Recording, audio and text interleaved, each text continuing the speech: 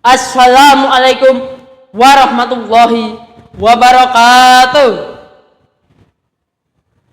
Alhamdulillahilladzi hadana li hada wa ma kunna linahtadiya laula an hadanallah. Asyhadu an la ilaha illallah wa asyhadu anna Muhammadan abduhu wa rasuluh. Amma ba'd. Segala puji untuk Allah atas segala nikmat yang memberi petunjuk agar selamat. Melalui Al-Quran, wahyu tercatat agar selamat di dunia, bahagia di akhirat. Salawat serta salam untuk Nabi terkasih yang berdakwah dengan gigih, yang mengajarkan hidup dengan hati yang bersih, Nabi Muhammad sallallahu alaihi wasallam. Dewan juri yang mulia, Bapak Ibu guru, serta teman-teman yang masih semangat ceria. Pada kesempatan ini, izinkan saya memperkenalkan diri. Nama saya Arham Nur Azikra dari MTS Negeri 7 Klaten. Pada kesempatan ini, saya ingin menyampaikan sebuah pidato yang bertema peran generasi muda dalam mewujudkan perdamaian dunia.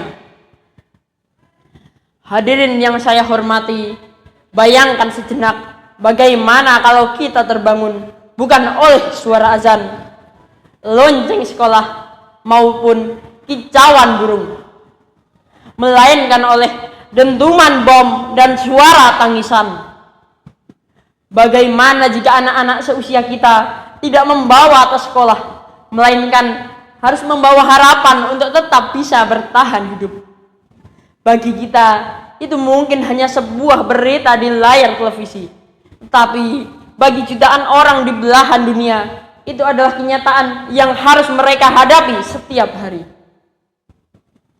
Hadirin yang saya banggakan, generasi muda sering disebut sebagai agen perubahan.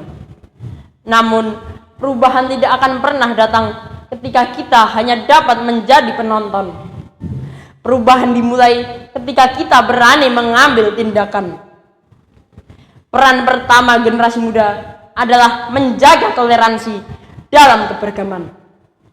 Ketika kita menghargai teman yang berbeda keyakinan, menghargai teman yang berbeda budaya, dan tidak memandang orang lain dari latar belakangnya, disitulah kita mulai membangun pondasi perdamaian. Hadirin yang saya hormati, peran kedua adalah menjadi generasi digital yang bijaksana.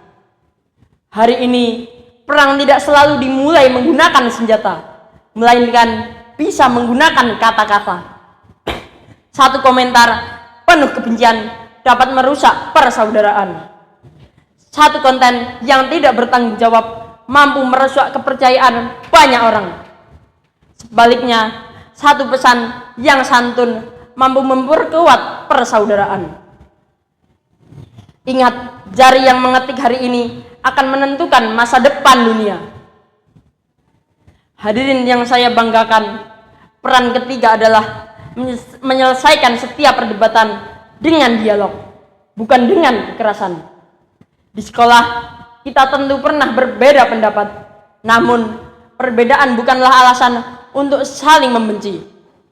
Justru dari perbedaan kita belajar mendengarkan, kita belajar menghargai, dan kita belajar mengambil keputusan bersama. Hadirin yang saya hormati, ada satu hal kecil yang sering kita lupakan. Perdamaian tidak selalu lahir dari tindakan-tindakan besar. Ia justru lahir dari tindakan-tindakan kecil seperti mengucapkan terima kasih, meminta maaf, menolak perundungan, dan memilih memaafkan. Perdamaian justru tumbuh dari hal-hal kecil seperti itu.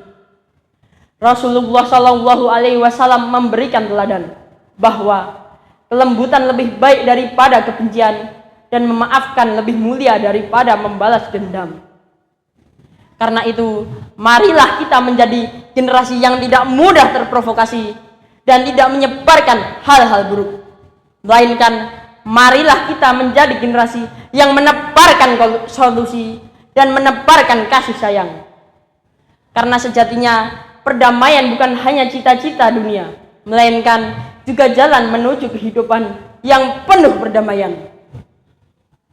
Hadirin yang saya hormati, marilah kita menjadi generasi yang cerdas dalam berpikir, yang santun dalam bertutur, yang bijaksana dalam bertindak, dan yang tulus dalam menebarkan kebaikan.